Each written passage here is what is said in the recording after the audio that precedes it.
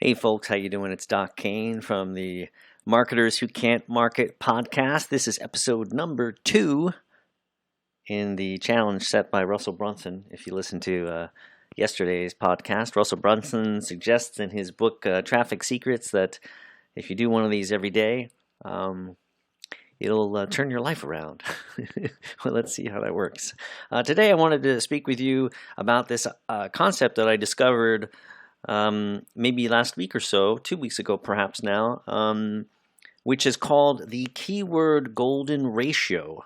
I had no idea what the hell this thing was until I stumbled upon it just doing regular SEO research, I think. And I don't know. I wish, search is very interesting. You kind of try and do your trace your steps backwards, and it's very, very hard to do. Once you get on a roll, at least myself as a researcher, I just kind of am literally on a wheel. When I did all the research for the History Channel's Vietnam and HD project, that was a problem for me. Sometimes I would have so many tabs open, going from like this archival website to the next, and on the National Archives websites, and all sorts of like film ID numbers and all sorts of shit that was very easy to lose track of. And you wonder, like, where did I see that video about that guy in Hue? And all, if you don't know anything about Vietnam, Hue is a city in Vietnam, but the National Archives site is largely text-based. So they have video samples and things like that, but once you lose track of where you are, you're kind of screwed. And so I would just keep tabs open, and I would go back and figure out where the hell I was. I don't necessarily do that if I'm just doing keyword research for Nihon Hustle or some other project. So I apologize. I forget where I learned about keyword golden ratio, but if you type it in, you will find out what the heck this thing is, and it's pretty darn cool. So the idea is it enables you to somewhat scientifically decide what you want to title your article based on, like long tail keywords. If you're not familiar with long tail keyword research, the idea is basically you could write about online marketing, let's say, and you believe, oh, I'm going to entitle my article 10 best tools for online marketing, which is great and all, but there might already be 10,000 articles with the same headline with a greater web presence than your news site or your company website, and you really won't get any traction. And so this, what you do is you tend to go after low-hanging fruit. So people who are searching for this sort of thing, online marketing tools, but maybe a specific online marketing tool. So an online marketing tool for CRM or for keyword research or whatever. So the longer the search phrase someone inputs into Google, the more valuable, in a way, the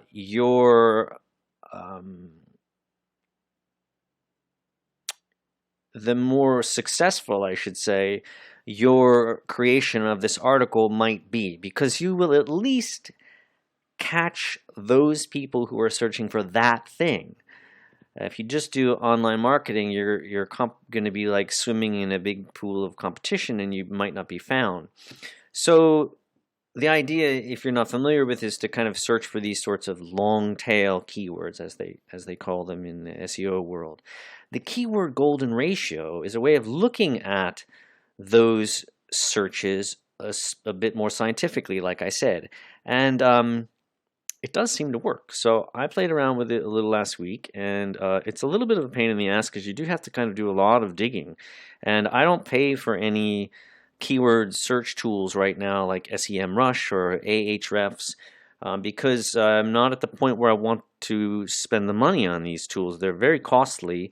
They're extremely effective, and they allow you to cut to the chase on a lot of things. And so if you're looking to kind of drop some coin on products that will help you elevate your your effort as a marketing person or a solo entrepreneur or blogger or whatever it is that you're doing, and if you're listening to this podcast, these tools can definitely help you. But like I said, they are expensive. And so I prefer to use some of basically their trial versions or free versions of their more robust tools. And I'll link that stuff below. Ahrefs, for example, has a free keyword search tool that you can use, and it's quite good. And I don't need to pay they're like $100 a month, or it's less than that, I think, but I don't need to pay that yet because I'm not ready for it. SEMrush is free and allows you to do some, or rather has a free plan and allows you to do some searching, but it's so complex in there. I get lost very easily, and you can only do 4 or 5 things a day before they shut you down. Where I learned about this keyword golden ratio is a site called Mangools, however the hell you pronounce that, Mangools.com. They have a tool too called Keyword Finder, KW Finder. It's very good, but they throttle my efforts a bit too quickly, and I don't really like that. So I kind of use SEMrush. It's easier. But anyway, take a look at this keyword golden ratio thing. It's very cool. Basically, the concept is this. You use certain operators, ways of using Google more like a librarian would use Google, with operator phrases, I think they call them. And you search for things that people have written about and included the words in the title. So there's this function called all in title. And if you were just sitting in front of Google now listening to me instead of doing the research, you could type in a Google search window these words, all in title, and then a colon. And when you type all in title, don't put any spaces. So ALLINTITLE colon. No spaces, and you don't need a space after the colon either. And then type in the title that you're thinking you might want to use, the thing that you might want to write about. So if you're in the dental world, you might be writing about, I don't know, socket preservation, 10 ways or why you need socket preservation after tooth extraction. Okay, and see how many, if you enter in that phrase with all in title preceding it, you'll see how many search results, how many articles are using that exact phrase, or is it exact phrase? That phrase in the title, okay? And it's probably going to be a low number, especially if you use that one. But if you're trying to do any kind of affiliate marketing or anything where there's money involved and other people are playing the same sort of game, you're going to find a much higher result. So if you do online marketing tools, you're going to find that probably like 10 or 20,000 articles using that phrase or some version of that phrase in their title. And the keyword golden ratio then encourages you to think a bit more long tail, change the title so that number comes down a lot. And it comes down into the hundreds. Like when I did my work last week on this, I was ultimately getting a phrase that had 200 or less results. Because what you have to do is you have to use this little division equation where you have to take the all in title results and divide that by the number 250, and if you have a percentage that is considered to be favorable, then you get the kind of green light, right? Go, okay, try and write that article. And I did this for one of the articles I was writing. I think it was for one of my money transfer things, because living in Japan, getting money in and out of the country is a big pain in the neck, and people need to figure out how to do it. So I am a huge fan of TransferWise, and I'm an affiliate for TransferWise, and so I create content around some of these tools. And this helped me get ranked on something fairly quickly. So not bad. It's worth checking out. So the cool thing about this is, if you're like I never heard about this before, and I don't think this guy. Oh, so by the way, the guy who came up with this idea, his name is Doug Cunnington, Cunnington,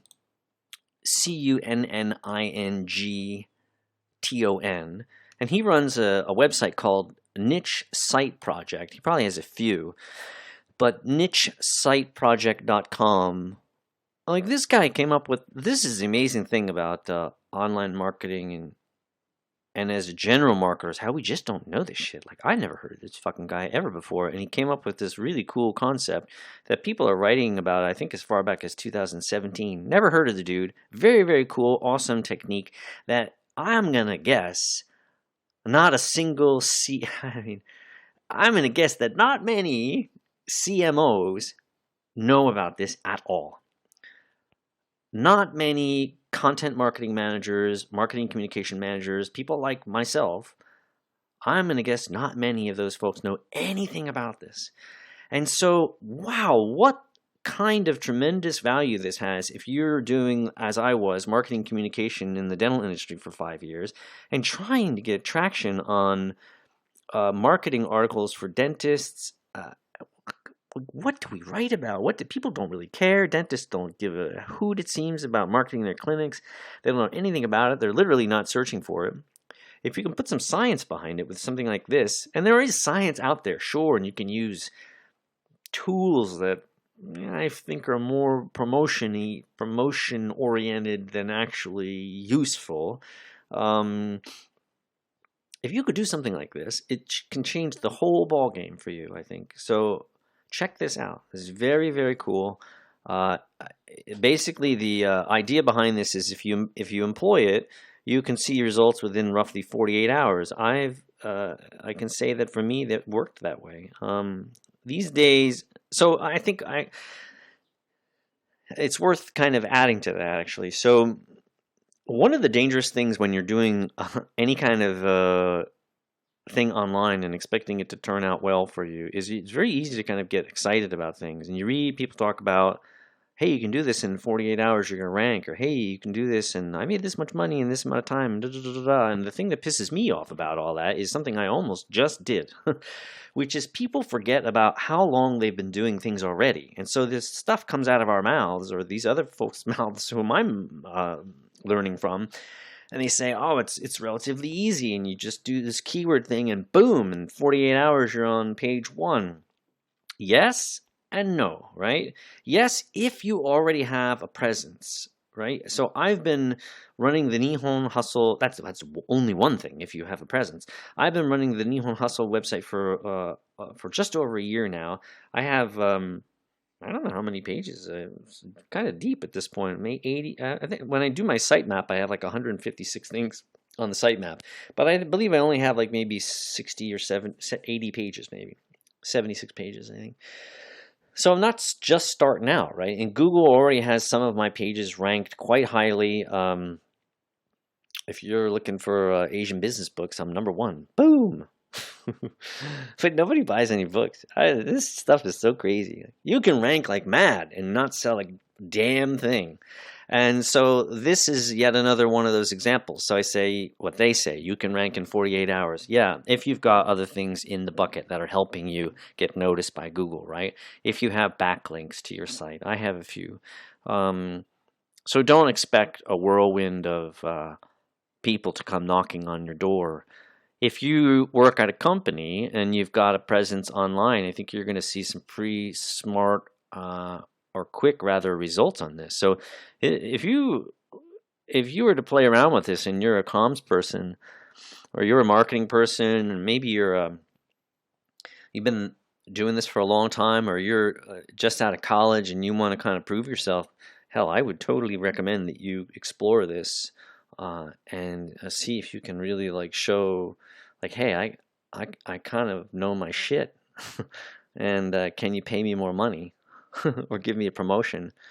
We had a kid that worked with us at Revenue Well. He's a young guy and he's a very smart guy, and he was like dying to do SEO and other kinds of online marketing things for us, and we just didn't have the like mind space, I think, to deal with it at the time. And it was unfortunate. I wanted to help him. I thought I knew way more than I did know because I started doing web stuff in 1994, right? So there's a lot of stuff I don't know, and he wanted to do so much that I don't know. I'm learning. He wanted to do this, and man, if we had given him the opportunity, probably to spend like half a day just going all out on trying to figure out this stuff, he probably would have stumbled on this.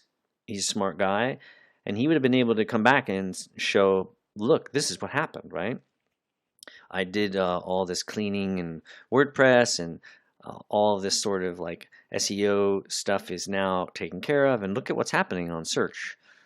And that kid would have probably still been there, and he probably would have been running the show maybe at this point in time. It's a cool little technique, so check it out. Keyword golden ratio, not the golden triangle, if you are familiar with Vietnam. And it's pretty damn cool. Anyway, so a few sites I mentioned here. So Mangools. I got to give props out to this cat named Rob Powell. He's got a website called Rob Powell Biz Blog. That's like a URL from like a long ass time ago. Biz, B-I-B-Z. But he's the guy who directed me to Doug Cunnington, who created this cool little thing. And if you go to Doug's site, nichesiteproject.com, you can download some. Apparently, he's got all sorts of free templates and crap you can download there from his site. I signed up immediately.